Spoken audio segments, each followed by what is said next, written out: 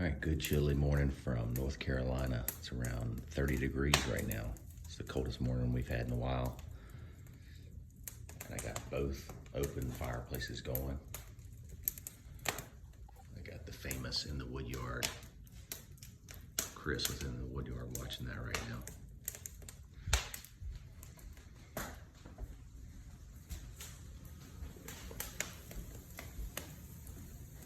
Got both of them going, super excited about it.